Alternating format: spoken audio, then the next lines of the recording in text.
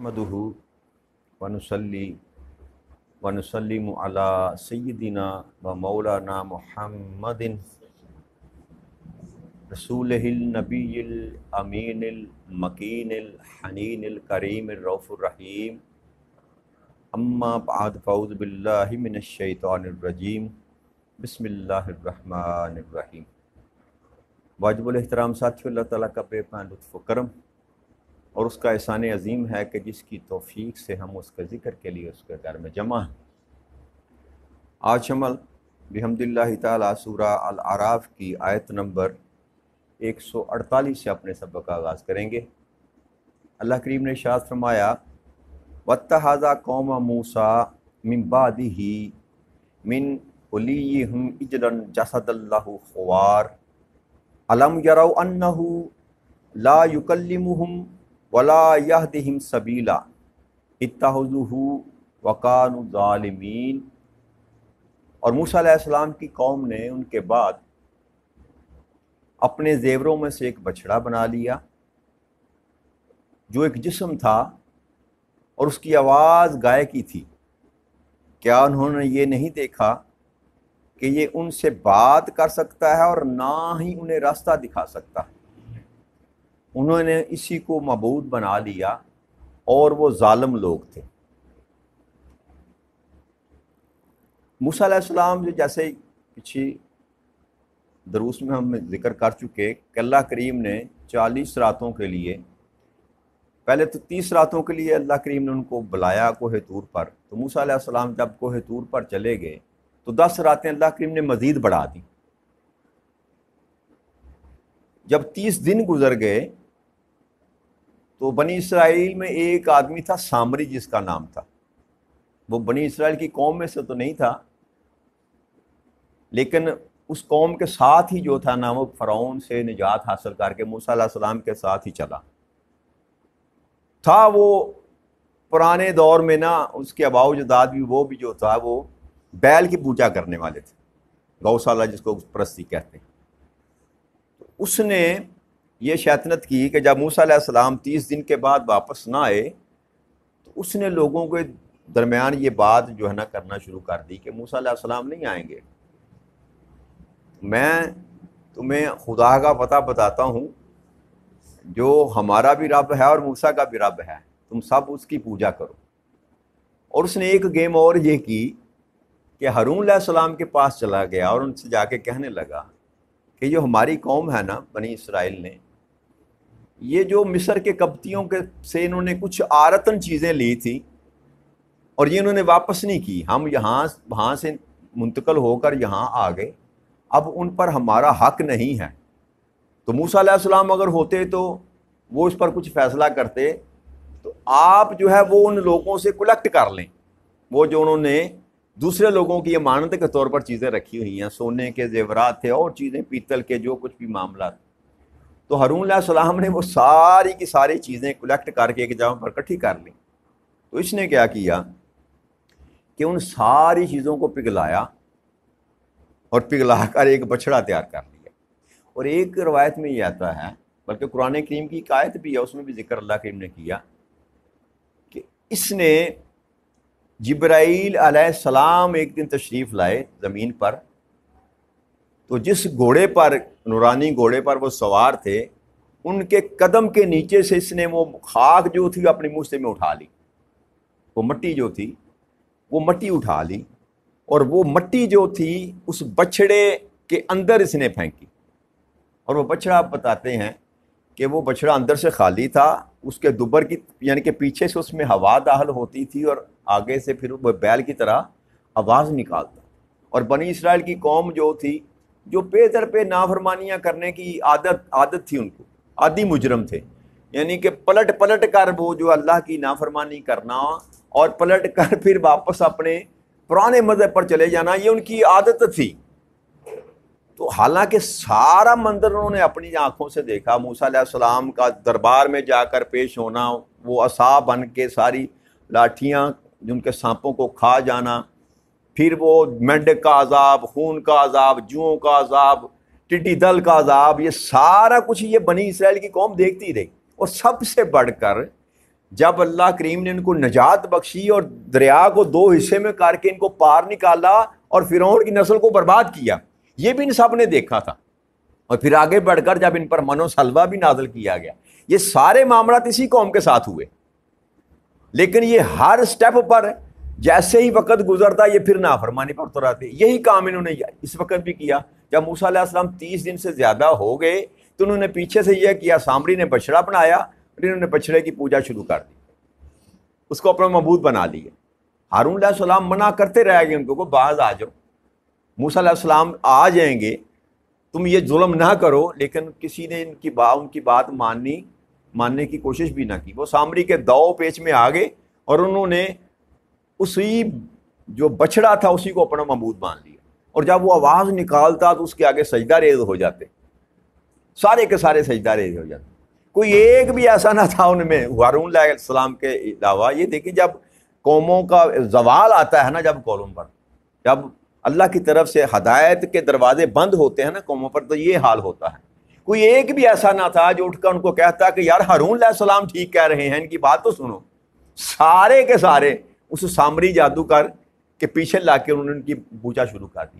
اللہ کریم ارشاد فرماتا ہے کہ انہوں نے یہ بھی نہیں دیکھا، اس بات پر بھی غور نہیں کیا کہ یہ جو جس کی یہ پوجا کر رہے ہیں، جن کو انہوں نے معبود بنا رکھا ہے، یہ تو نہ تو ان کے ساتھ کو بات کر سکتا ہے اور نہ ان کو سیدھا رستہ دکھا سکتا ہے، نہ ان کو ہدایت کا رستہ دکھا سکتا ہے۔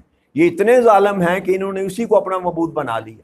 یعنی کہ دو صفتیں اللہ کریم نے یہاں پر بیان کی، ایک یہ کہ بات کلام کر سکتا ہے، کہ ان کو کوئی بات ان کے ساتھ کر ہی نہیں سکتا، نہ سن سکتا ہے نہ بات کر سکتا ہے، ایک مجسمہ ہے، اس کو انہوں نے معبود بنا لیا۔ اور دوسری بات کی کہ ہدایت کا رستہ نہیں دکھا سکتا، یعنی کہ اگر کوئی گمراہی میں جا رہا ہے، کوئی برا کام کر رہا ہے، تو اس میں یہ طاقت ان بلٹ نہیں ہے۔ بچڑے میں پیتل کا ہے، زونے کا ہے، دھات کا بنا، اس میں کیا طاقت ہے وہ کسی کو روک سکے، کسی کو بتا سکے کہ حق کیا ہے اور باطل کیا ہے؟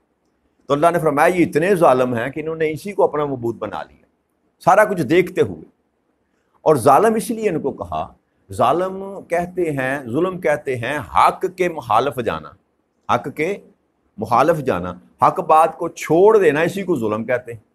کہ ان کو علم تھا کہ حق جو ہے موسیٰ علیہ السلام کے ساتھ ہے، اور پے در پے یہ سارے معاملہ دیکھ بھی چکے تھے۔ کئی مقامات پر حق نے اپنا آپ دکھایا، جلوہ گر ہوا موسیٰ علیہ السلام کے ہاتھوں سے، لیکن اس کے باوجود وہ باطل کی طرف گئے۔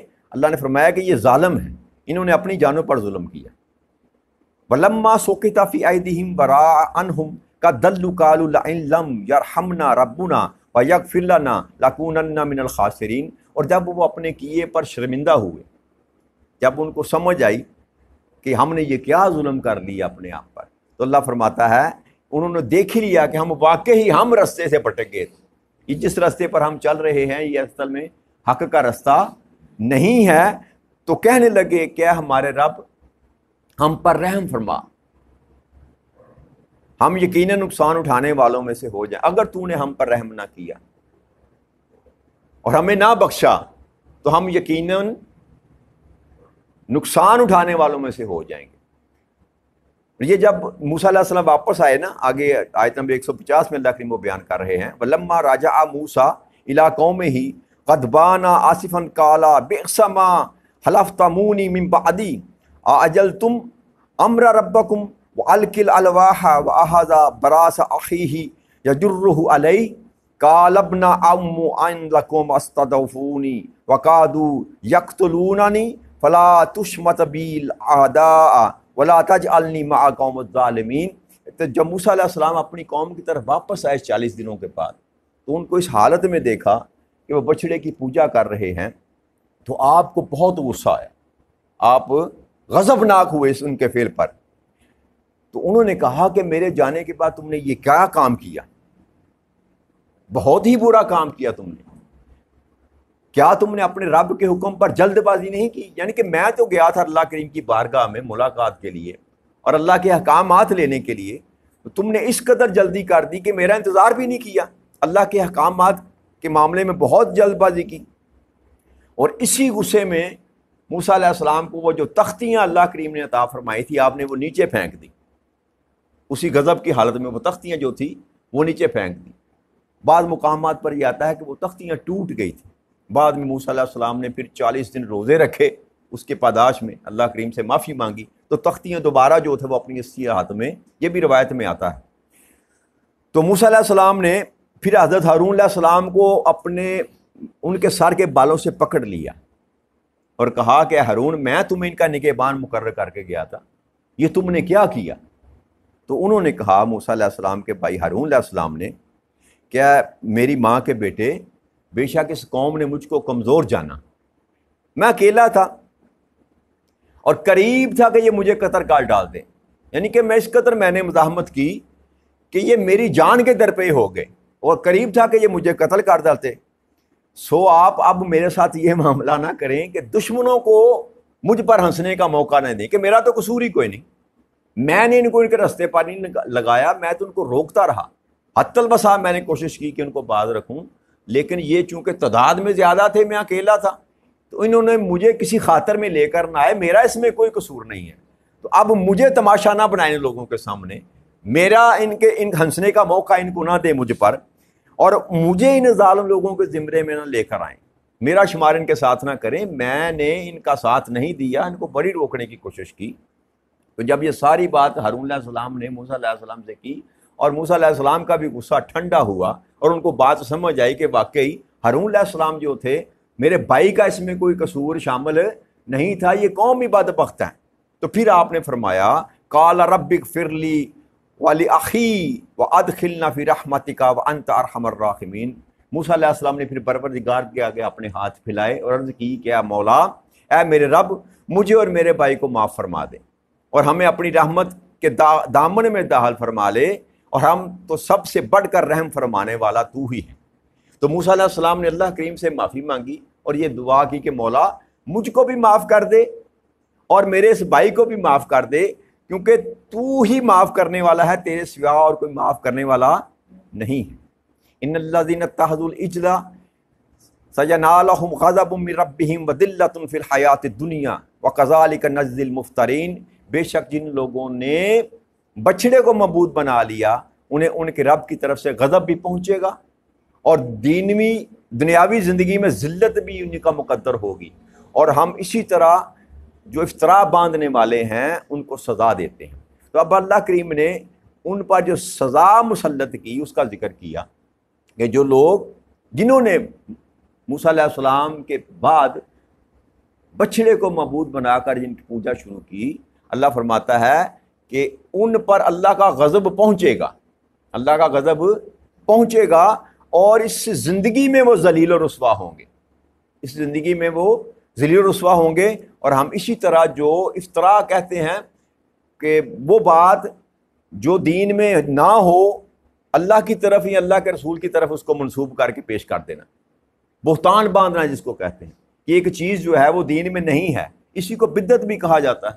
ہمارے ہاں وہ بدعت لفظ بولا جاتا ہے کہ وہ کام جو اللہ اور اللہ کے رسول نے نہیں بتایا یا جس کی نص قرآن و حدیث سے ثابت نہیں ہے، اس کو دین میں شامل کر دینا، اس کو افطرا بھی کہتے ہیں، اللہ اور اللہ کے رسول پر بہتان باندھنا بھی کہتے ہیں، اسی کو بدعت بھی کہتے ہیں. تو اللہ فرماتا ہے کہ جو لوگ اس طرح کے کام کرتے ہیں کہ دین میں نئی چیزوں کو شامل کرتے ہیں جس کا اللہ اور اللہ کے رسول نے حکم نہیں دیا، ان کو ہم اسی طرح سزا دیتے ہیں. اور پھر موسیٰ علیہ السلام کی اس قوم پر جو عذاب اللہ کریم نے مسلط کیا نا، وہ یہ کہ ان کو ایک دوسرے کے قتل کرنے کی سزا ملی. یعنی کہ وہ اگر 10 یا 12 قبائل تھے نا، تو ان کے 2 دھڑے بن گئے، 2 دھڑے بنا دیے گئے، اللہ کی طرف سے یہ عذاب ان پر نازل کیا گیا. پھر انہوں نے آپس میں ایک دوسرے کو قتل کرنا شروع کیا، اور یہ کئی دنوں تک، بلکہ کئی کتب میں آتا ہے کئی مہینوں تک یہ سلسلہ چلتا رہا کہ وہ ایک دوسرے کا خون بہاتے رہے، ایک دوسرے کو قتل کرتے رہے. پھر ایک وقت پہ جا کر پھر ان کو اللہ کریم نے معاف کیا، ان کی معافی کو قبول کیا، تو تب جا کر ان کی جان اس عذاب سے چھوٹی. تو یہ اللہ کریم فرماتے ہیں کہ جو لوگ اس طرح بہتان درازی کرتے ہیں، میرے غضب سے وہ بچ نہیں سکتے. اور پھر یہ جو غضب کا سلسلہ ہے نا، یاد رکھیے گا بنی اسرائیل کے ساتھ پھر وہیں پر تھما نہیں ہے، وہ سلسلہ نبی اکرم صلی اللہ علیہ وسلم کے دور میں بھی چلتا رہا اور قیامت تک چلتا رہے گا. وہ جو نسل ان کی چلی آ رہی ہے نا، جن لوگوں نے بچھڑے کی پوجا کی تھی، ان کی نسل میں سے یہ عذاب جو ہے وہ قیامت تک چلتا چلا آئے گا، اور یہ ذلت ناک عذاب جو ہے کبھی ان پر ختم نہیں ہوگا جب تک وہ تاجدار کائنات صلی اللہ علیہ وسلم کی ذات پر ایمان لے کر نہیں آتے۔ لیکن نسل تو چل رہی ہے نا ابھی تک، اور قیامت تک چلتی رہے گی، تو یہ کہ اللہ کا غضب ہے ان کی نسلوں میں بھی چلتا رہے گا۔ وہ لوگ جنہوں نے موسیٰ علیہ السلام کی موجودگی میں آپ کے دین کو جھٹلایا اور ایک معبود باطل کو بنا کر اس کی پوجا جو تھی وہ پرستش شروع کی تھی۔ تو آج یہیں پر بات ختم کرتے ہیں، اس سے آگے اللہ نے چاہا تو کل معاملات کو لے کر چلیں گے۔ وما علینا الا البلاغ المبین۔ السلام علیکم ورحمۃ اللہ۔